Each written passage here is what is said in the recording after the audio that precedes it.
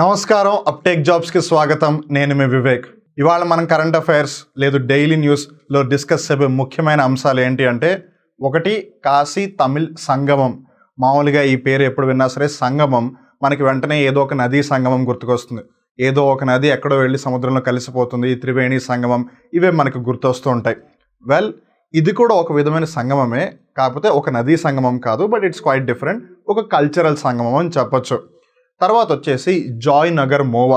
ఈ మధ్య ఇన్స్టాగ్రామ్లో ఎక్కడ చూసినా సరే మోయే మోయే మోయే మోయే ఈ ట్రెడిషన్ బాగా నడుస్తుంది. సో ఆ మోయే మోయేతో పాటు ఈ మోవాని కూడా గుర్తుపెట్టుకోండి. బికాస్ మన భారతదేశంలోని ఒక రాష్ట్రంలో కేవలం ఈ శీతాకాలం అంటే తెలియకపోతే కంగారం లేదు, ఈ చలికాలంలో మటుకి లభించే ఒక పదార్థం అది. సరే, ఎందుకు పదార్థం అని అంటే తినడానికి సంబంధించింది అయి ఉండొచ్చు. ఇక్కడ చూడడానికి లడ్డులో ఉంది కదా, దీని పేరే ఆ జాయ్ నగర్ మోవా. దీని గురించి తెలుసుకుందాం.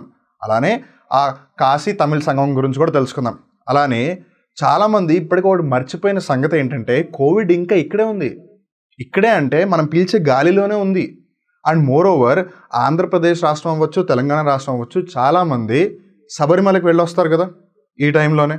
అండ్ కేరళలో కొత్త వేరియంట్ని ఐడెంటిఫై చేశారు. సో అందుకని ఆంధ్రప్రదేశ్ గవర్నమెంట్, తెలంగాణ గవర్నమెంట్ బాగా అలర్ట్ అయిపోయాయి. ఎందుకు? ఆ కొత్త రకం వేరియంట్ని దృష్టిలో పెట్టుకుని. అది చాలా ఫాస్ట్గా స్ప్రెడ్ అవుతుంది. అలానే ఇమ్యూనిటీ కూడా బిల్డ్ చేసుకునేంత టైం ఇవ్వట్లేదు ఒక ఇండివిజువల్కి.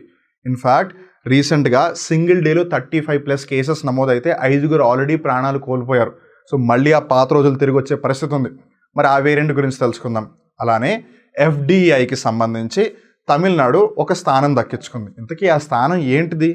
అది ఒకవేళ ఫస్ట్ అయితే వెనకాలన్న రాష్ట్రాలు ఏంటి, లేదా ఒకవేళ అది ఫస్ట్ కాకపోతే మరి దాని ముందున్న రాష్ట్రాలు ఏంటి, ఇవన్నీ కూడా మనం ఈ వీడియోలో పూర్తిగా తెలుసుకుందాం.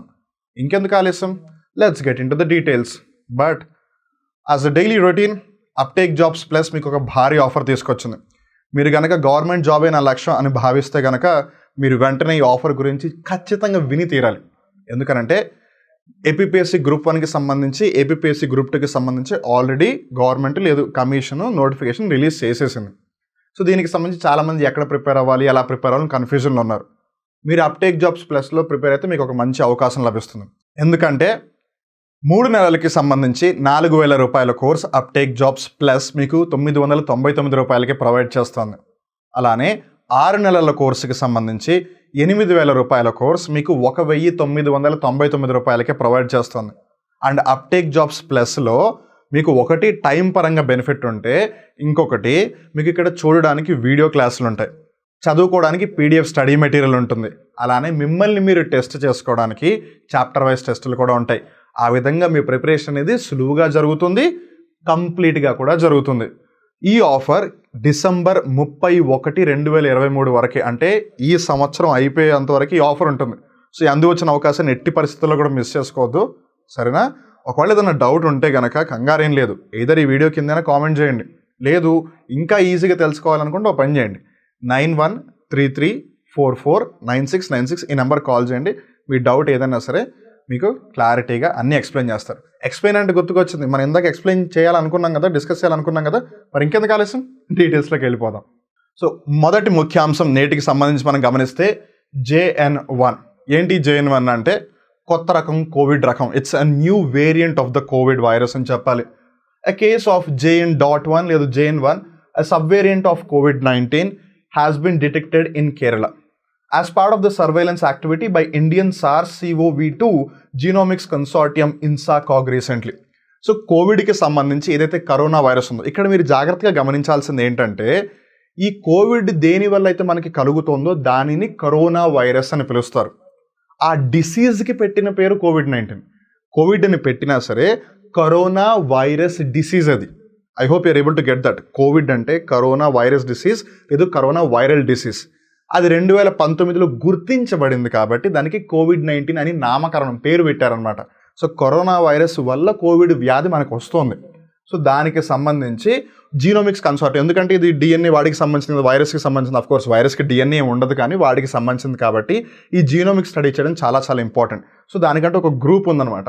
సో ఆ గ్రూప్ వాళ్ళు సర్వేలెన్స్ చేస్తున్నారు, ఎక్కడ కోవిడ్ పరిస్థితి ఏ విధంగా ఉంది అని. అలా వాళ్ళు రీసెంట్గా కేరళలో ఒక కొత్త వేరియంట్ని కనుగొన్నారు, which is JN1. It is a descendant of the Pirola variant which is BA286. Which carries an additional mutation on its spike protein. So ఈ వైరస్కి సంబంధించి స్పైక్ ప్రోటీన్ బేసిక్గా ఏంటంటే ఏదైతే ఆ డిసీజ్ కాజింగ్ కెపబిలిటీ ఉందో అదనమాట. మ్యూటేషన్ అంటే జన్యు మార్పిడి చెందగలదు అని అర్థం. మ్యూటేట్ అవ్వడం బేసిక్గా is nothing but getting a change. ఒక ఏదైనా మార్పు జరగగలిగిన పరిస్థితి ఉంటే దానిని మ్యూటేషన్ అంటారు. అండ్ మ్యూటేషన్ ఈ వర్డ్ని ఎప్పుడు యూస్ చేస్తారు? జీన్స్ని మనం కన్సిడర్ చేసేటప్పుడు, లేదా డిఎన్ఏ కానీ ఆర్ఎన్ఏ కానీ కన్సిడర్ చేసేటప్పుడు మనం ఆ మ్యూటేషన్ అనే వర్డ్ని ఉపయోగిస్తాం. సో ఈ BA.2.86 అయితే పిరోలా వేరియంట్ ఉందో దాని నుంచి ఈ JN1 వేరియంట్ వచ్చిందనమాట. It is capable of spreading faster and evading immunity. అంటే తొందరగా ఒకళ్ళ నుంచి ఒకళ్ళకి వ్యాప్తి చెందుతుంది. అలానే ఒక మనిషి దానికి సంబంధించి ఇమ్యూనిటీ అంటే రెసిస్టెన్స్ నిరోధక శక్తిని బిల్డ్ చేసుకునే లోపే ఆ పర్సన్ బాగా ఎఫెక్ట్ అయిపోతున్నాడు. ఇన్ఫ్యాక్ట్ ఇందాక అనుకున్నాం కదా మనం, ఆల్మోస్ట్ సింగిల్ డేలోనే 35 మందికి పైగా దీనివల్ల అటాక్ అయితే 5 ఆల్రెడీ ప్రాణాలు కోల్పోయారు. So Kerala government, central government, అలానే Andhra Pradesh government, Telangana state government కూడా బాగా అలర్ట్ అయిపోయాయి. ఎందుకనంటే ఇదే టైం పీరియడ్లో ఆంధ్ర నుంచి తెలంగాణ నుంచి చాలామంది శబరిమలకి వెళ్తుంటారు, అయ్యప్ప స్వామి భక్తులు. ఆబ్వియస్లీ ఇప్పుడు వాళ్ళందరూ కేరళనే కదా వెళ్ళింది, అక్కడే దీన్ని కనుగొన్నది. సో దాట్స్ ద పాయింట్ అనమాట. సో వార్తల్లో ఖచ్చితంగా ఉంటుంది. అండ్ కన్సిడరింగ్ దిస్ కొంచెం భయాందోళన కలిగే అవకాశం కూడా ఉంటుంది. బట్ డూ రిమెంబర్, ఇప్పటికీ మనం మాస్కులు వేసుకుని తీరాలి. మనం ఎంతవరకు ప్రికాషన్స్ తీసుకోవాలో అంతవరకు ప్రికాషన్స్ తీసుకుని తీరాలి. అయితే మీరు దీనిని గుర్తుపెట్టుకోవాలంటే సింపుల్గా ఒక ట్రిక్ చెప్తా. మేబీ కొంతమందికి ఈ ట్రిక్ నచ్చకపోవచ్చు, అది వేరే విషయం. కానీ JN1గా దీని పేరు. JN1 సింపుల్గా గుర్తుపెట్టుకున్న వాళ్ళు గుర్తుపెట్టుకుంటారు. JNN కలిపి పలకండి, gene.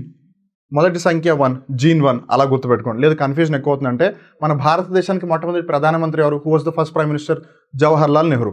First prime minister Jawaharlal Nehru. JN1 అలా గుర్తుపెట్టుకోండి. It would be quite easy for you to remember. Now let's talk about the రెండో ముఖ్యాంశం, which is FDI in India. FDI అంటే ఫారిన్ డైరెక్ట్ ఇన్వెస్ట్మెంట్. దాని గురించి ఇంకా వివరంగా తెలుసుకుందాము. దీనినే తెలుగులో అయితే విదేశీ ప్రత్యక్ష పెట్టుబడులు అంటూ ఉంటారు. మరి దీనికి సంబంధించి మన భారతదేశంలో పరిస్థితి ఏ విధంగా ఉంది అనేది మనం ఒకసారి చూద్దాం. Tamil Nadu ranks 4th in attracting FDI in the period between October 2019 and September 2023 after Maharashtra, Karnataka and Gujarat.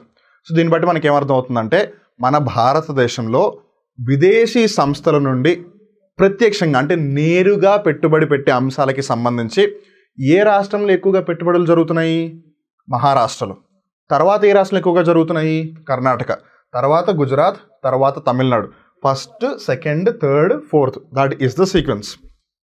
The total FDI inflow includes equity inflow, equity capital of unincorporated bodies, reinvested earnings and other capital. So ఇక్కడ మనం జాగ్రత్తగా గమనిస్తే మనకి పెట్టుబడులు లభిస్తున్నాయి. ఈ పెట్టుబడులని ప్రతిసారి కూడా నగదు రూపంలో ఉండాలని ఏమీ లేదు. కొన్నిసార్లు అది వాటాల రూపంలో కూడా అయి ఉండొచ్చు. ఉదాహరణకి ఇక్కడ equity capital of unincorporated bodies అన్నారు. కొన్నిసార్లు ఆ సంస్థలు ఇంకా ఎస్టాబ్లిష్ చేసి ఉండరు, బట్ స్టిల్ ఆ సంస్థకి సంబంధించి ఒకవేళ డబ్బు ఉంటే, అండ్ హియర్ ఇక్కడ మనం డబ్బు ఉన్నప్పుడు ప్రాపర్ మనం ఉపయోగించే డబ్బు కాదు, అది ఏ విధంగా అయి ఉండొచ్చు. మనం జస్ట్ అర్థం అవడం కోసం అలా మాట్లాడుతున్నాము. సో అది అయి ఉండొచ్చు. లేదు ఈక్విటీ ఇన్ఫ్లో అంటే మేము మీకు డబ్బులు ఇస్తాము, దానికి ఇన్ రిటర్న్ మాకు కొంచెం వాటా కావాలి. లేదు రీఇన్వెస్టెడ్ ఎర్నింగ్స్. ఉదాహరణకి ఒక కంపెనీ ఆల్రెడీ మన దేశంలో లేదు రాష్ట్రంలో ఒక కంపెనీ ఇన్వెస్ట్ చేసింది డబ్బులు అనుకుందాం, దానికి ఎంతో కొంత ఎర్నింగ్స్ వచ్చాయి. అది ఆ ఎర్నింగ్స్ని తీసుకోకుండా మళ్ళీ తిరిగి రీఇన్వెస్ట్ చేస్తే that will be considered as reinvested earnings. ఎలా అంటే ఇప్పుడు మీరు 100 రూపాయలు పెట్టి వ్యాపారం చేస్తున్నారు, ఆ 100 రూపాయల మీద మీకు ఒక 10 రూపాయలు లాభం వచ్చింది. మీరు ఏమంటున్నారు? ఆ 10 రూపాయల లాభం నేను తీసుకోను, రాదర్ ఆ 10 రూపాయల లాభం నేను ఆ 100 రూపాయల బిజినెస్లో మళ్ళీ తిరిగి పెడతానంటే ఇప్పుడు మీ వ్యాపారం విలువ 110 రూపాయలు. I hope you're getting that. So అట్లా రీఇన్వెస్ట్ చేయడం కానీ లేదు వేరే ఏ విధంగా అయినా సరే పెట్టుబడులు పెడితే that all comes under FDI. ఇప్పుడు మీకు వచ్చే డౌట్ నాకు తెలుసు, ఇంతకీ FDI అంటే ఏంటి అని. మనం ఇందాక అనుకున్నాము ఫారిన్ డైరెక్ట్ ఇన్వెస్ట్మెంట్, విదేశీ ప్రత్యక్ష పెట్టుబడులు. అంటే వాళ్ళు డైరెక్ట్గా వచ్చి ఇన్వెస్ట్ చేసేస్తున్నారు, వేరే వాళ్ళ ద్వారా రావట్లేదు. A foreign direct investment, which is in short called as FDI, refers to purchase of an asset in another country, sometimes another company in another country. Try to get it. So ఇప్పుడు ఉదాహరణకి వేరే దేశానికి సంబంధించిన ఒక సంస్థ కానీ లేదు వేరే దేశ ప్రభుత్వం కానీ ఇక్కడున్న ప్రభుత్వంలో ఇన్వెస్ట్ చేయడం వేరు, ఇక్కడ ఉన్న ఒక కంపెనీలో ఇన్వెస్ట్ చేయడం వేరు. I hope you're able to get that point. such that it gives direct control to the purchaser over the asset. కానీ ఇక్కడ ఈ హింట్ని మీరు జాగ్రత్తగా అర్థం చేసుకోవాలి. ఏమంటున్నారు? Such that it gives direct control to the purchaser over the asset. ఇప్పుడు ఉదాహరణకి ఫర్ ఎగ్జాంపుల్ మీకు చెప్తున్నాను, మైక్రోసాఫ్ట్ కంపెనీ వచ్చి ఇండియాలో ఉన్న ఏదైనా ఒక కంపెనీని కొనుక్కుంది అని అనుకుందాం. సో అలా కొనుక్కున్నప్పుడు వాళ్ళ ఒకవేళ ఎఫ్డిఐ ద్వారా కనుక ఇన్వెస్ట్ చేస్తే మైక్రోసాఫ్ట్ ఒకవేళ ఏదైనా డిసిజన్ తీసుకోవాలి అంటే డైరెక్ట్గా తీసుకోగలదు, because it's a direct investment. So that is the point. విదేశీ ప్రత్యక్ష పెట్టుబడులు, ఫారిన్ డైరెక్ట్ ఇన్వెస్ట్మెంట్, దీనిని ఎప్పుడు ఇన్ షార్ట్ ఎఫ్డిఐ అనే పిలుస్తారు. ఎఫ్డిఐలు ఎంత ఎక్కువగా ఉంటే మన దేశ ఆర్థిక వ్యవస్థకు కూడా ఒక విధంగా చాలా మంచిది. ఎందుకంటే ఎండ్ ఆఫ్ ద డే దాని మీద లాభస్థాలు మళ్ళీ బయటికి తీసుకెళ్ళిపోతారు కదా. అలా కాకుండా ఎఫ్డిఐ వన్ వే పరంగా అయితే ఇట్స్ గుడ్ థింగ్ అని చెప్పాలి. ఎక్కువ మంది మన దేశంలో ఎఫ్డిఐస్ పెట్టడానికి వస్తున్నారు అంటే they are seeing something good in our country.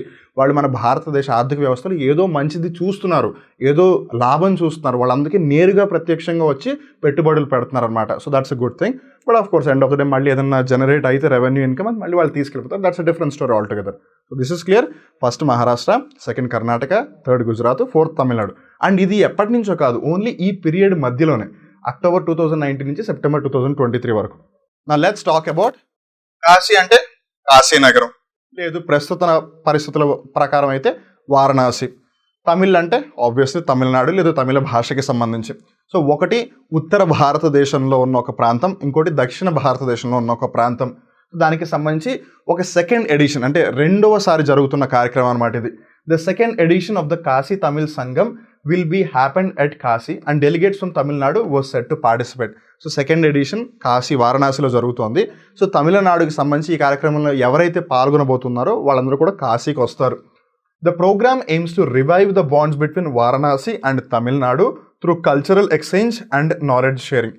So ఇక్కడ బేసిక్గా ఈ కార్యక్రమం చోటు చేసుకోవడం వల్ల జరుగుతున్న ముఖ్య లాభం లేదు, దీని యొక్క ముఖ్య ఉద్దేశం ఏంటంటే తమిళనాడు అలానే వారణాసి నగరం, ఈ రెండు యొక్క నగరాలు లేదు ఈ రెండు ప్రాంతాల మధ్య ఏదైతే కల్చరల్ ఎక్స్చేంజ్ చోటు చేసుకునే అవకాశం ఉందో దానిని పెంపొందించడం, అలానే జ్ఞానాన్ని పంచుకోవడం. అక్కడ వాళ్ళు ఇక్కడ వాళ్ళు అక్కడ జ్ఞానాన్ని పంచుకోవడం. This is something like let's say for example మీరు ఇక్కడ నుంచి ఒకవేళ రాజస్థాన్ వెళ్ళారు అనుకుందాం, మీరు అక్కడ ఒక 2-3 నెలలు ఉన్నారు అనుకుందాం ఫర్ ఎగ్జాంపుల్. ఇప్పుడు అక్కడ ఉన్నప్పుడు మీకు అక్కడ ఎక్కువ రైస్ దొరకదు, అన్నం ఎక్కువ దొరకదు. సో అప్పుడు మీరు ఏం చేస్తారు, రోటీలు తినడం మొదలు పెడతారు. రాజస్థాన్లో ఎక్కువగా బాజ్రా లేదు జవార్, జొన్నలు, రాగులు వీటితో ఎక్కువగా రొట్టెలు చేసుకుని తింటూ ఉంటారు. సో అక్కడ అన్నం దొరకదు కాబట్టి మీరు కూడా వాళ్ళని తినడం మొదలు పెడతారు. సో అలానే వాళ్ళ ఆహార అలవాట్లు కాకుండా వాళ్ళు ఏ విధంగా బట్టలు వేసుకుంటున్నారు అవన్నీ కూడా మీరు చూస్తారు. సో అట్లా వాళ్ళ గురించి మీకు తెలుస్తుంది. అలానే మీరు ఒకవేళ పంచె కట్టుకుని వెళ్ళారు అనుకోండి అక్కడికి, అరే వీళ్ళు పంచె కట్టుకున్నారు కానీ మనం కట్టుకునే ధోతి కొంచెం వేరుగా ఉందన్న సంగతి వాళ్ళకు కూడా తెలుస్తుంది. అలా కల్చరల్ ఎక్స్చేంజ్, నాలెడ్జ్ షేరింగ్ అంతా కూడా జరుగుతుంది.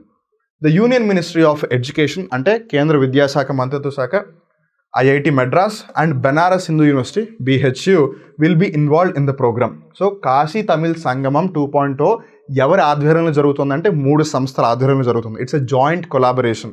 ఏంటా 3? ఒకటి యూనియన్ మినిస్ట్రీ ఆఫ్ ఎడ్యుకేషన్, ఇంకొకటి ఐఐటి మెడ్రాస్, ఇంకొకటి Banaras Hindu University. Participants have been divided into 7 groups.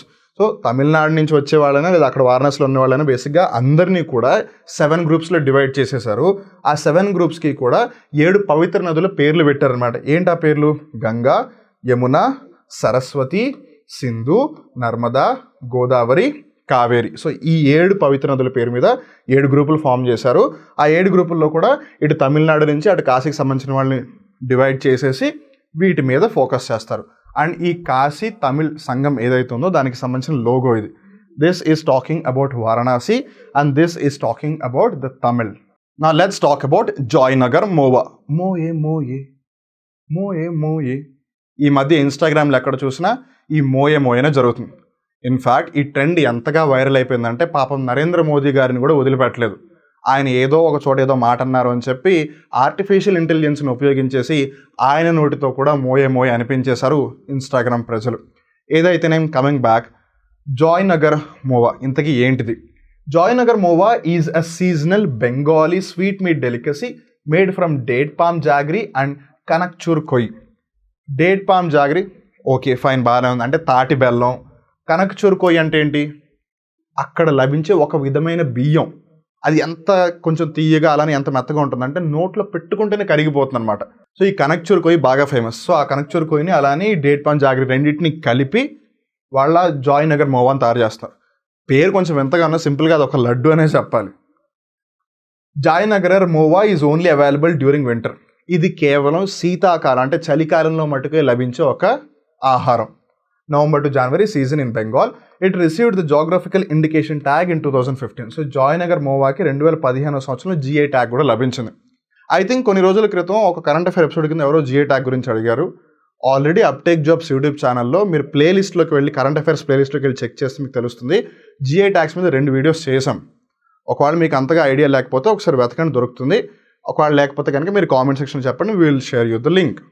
So that brings us to the end of today's current affair. ఇవాళ కరెంట్ అఫైర్ ఎపిసోడ్ ఇక్కడితో ముగుస్తుంది. ఐ హోప్ మీరు కొన్ని కొత్త విషయాలు నేర్చుకున్నారు అనుకుంటున్నాను.